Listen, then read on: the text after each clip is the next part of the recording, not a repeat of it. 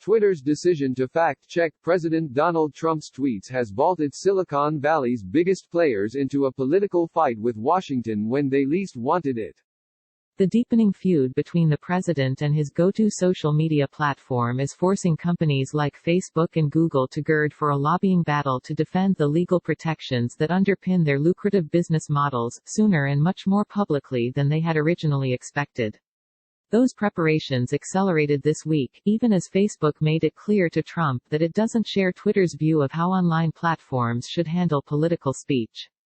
Now the industry has no choice but to wade into an increasingly partisan debate over free expression, in a pre-election season already torn by tensions surrounding the pandemic, mass unemployment and racial unrest. This is a debate that had been inside the Beltway that's now gone national, and that means that advocates of online free speech need to prepare a national response, said Carl Szabo, the vice president and general counsel at NetChoice, one of many tech industry trade groups responding to the Trump-Twitter showdown this week. What's the opposite of a rising tide lifts all boats? That's this, said one tech company policy official, who spoke anonymously because of the sensitivities of the situation. As Trump and Twitter sparred this week, NetChoice, whose members include Facebook, Twitter, Google and scores of other big-name online companies, rushed into an effort to convince the American public that Trump is wrong about an obscure provision of a quarter-century-old communications law. The move, relying on Facebook posts, tweets and explainer videos, is a shift from the group's more typically incendiary strategy of lobbying Hill staffers or members of Congress. And it suggests a more expansive approach to how Silicon Valley plans to engage in the messaging battle over the laws governing social media. The rest of Silicon Valley's robust lobbying presence has kicked into higher gear as well. The Internet Association, which represents Twitter, Google and Facebook, among others, speedily released a video arguing that the Internet depends on the liability protections at the center of the fight. The Computer and Communications Industry Association deliberated the impact of Trump's actions with its member companies. And the Consumer Tech Association says it is expecting to make a big push to the Senate's Judiciary and Commerce Committees, as well as tech and business-focused caucuses among both parties, including some lawmakers they don't typically target.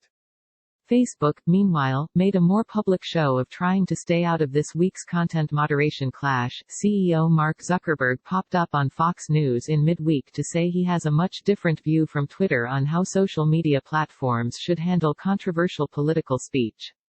Companies like his, Zuckerberg said, should not act as the arbiter of truth. Trump seized the opportunity to emphasize the divide. At Facebook, CEO Mark Zuckerberg is today criticizing Twitter, the president tweeted Friday. But whatever public friction may exist between Zuckerberg and Twitter CEO Jack Dorsey, the fight that Twitter set off by stamping fact-check labels on two of Trump's tweets about mail-in voting has implications for the entire online industry. Trump, Szabo said, is using government to attack the free speech rights of Internet companies. Trump has made the opposite argument, saying Washington must protect free expression from political censorship by liberal Silicon Valley. Trump responded to Twitter's rulings by signing an executive order Thursday that targets a law at the heart of the Internet industry, Section 230 of the Communications Decency Act.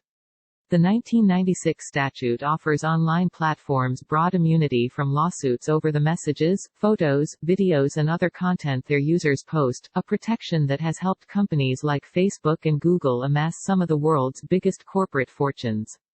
It also gives sites leeway to remove content they deem objectionable, a power Trump accuses the companies of abusing for partisan ends. In the order, Trump asks government agencies to reinterpret the law in a way that would allow them to penalize companies for content decisions they deem politically biased. He has also threatened to push Congress to pass legislation to amend or revoke Section 230, a potentially existential threat to the company's business models.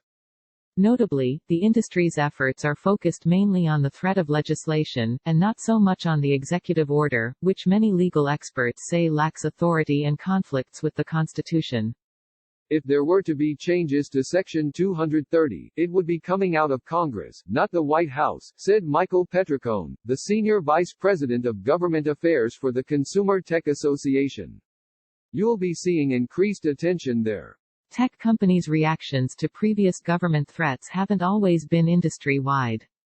The rest of Silicon Valley was more than happy to let Facebook bear the brunt of criticisms over data privacy and Google endure the hottest antitrust spotlight. With Twitter taking the punches, the rest of the tech world could have viewed it as a chance to breathe easy for a while. Instead, they're feeling roped into a battle triggered by Twitter. Twitter, meanwhile, escalated its crackdown on Trump early Friday, labeling a Trump tweet containing the phrase, "When the looting starts, the shooting starts," in response to protests in Minneapolis as glorifying violence. The White House then tweeted Trump's words verbatim, prompting Twitter to append the same warning label onto the official White House account. Facebook, in contrast, announced it would take no action against a Trump post containing the identical wording. In another test for Twitter's policies, Trump tweeted Saturday morning that the protesters who had massed outside the White House the previous night would have been greeted with the most vicious dogs, and most ominous weapons, I have ever seen, had they breached the grounds. While Twitter has its own policy priorities in Washington, Section 230 and other content regulations chief among them, it has fewer entanglements in the nation's capital than its Silicon Valley counterparts. It has recently been more willing to antagonize the Trump administration than some other tech companies, and has previously said that its generally hands-off approach to world leaders doesn't mean Trump's tweets can't be pulled from the platform. Twitter declined to comment for this story. Twitter is a far smaller company than Facebook and Google, making it less of a target for federal antitrust authorities. It is largely a public platform, which leaves it out of the debate with law enforcement over encryption. And it was never the high-dollar platform for political advertising that Facebook, and as of last year it no longer accepts political ads at all. Twitter is acting now because they can, said New Wexler, a former spokesperson for Google, Facebook and Twitter. They're not an antitrust target. They're not in China, so they don't have to worry about angering the government. And these two cases that they've chosen, voting misinformation and a direct violent threat, are good ones for them.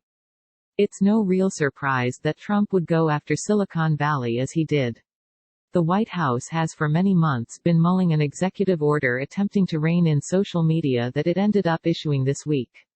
In mid-May, the president tweeted that the radical left is in total command and control of Facebook, Instagram, Twitter and Google, urging his 80 million followers to stay tuned. But where some in the industry had thought Trump was likely to roll out some such order in the chaotic run-up to the November election, as part of a targeted anti-social media appeal to his base, having this tit-for-tat escalation break out in May means the fight could suck up much more oxygen and burn longer. Everybody expected this fight, Wexler said. They just thought that it would happen in September or October as part of a get-out-the-vote push.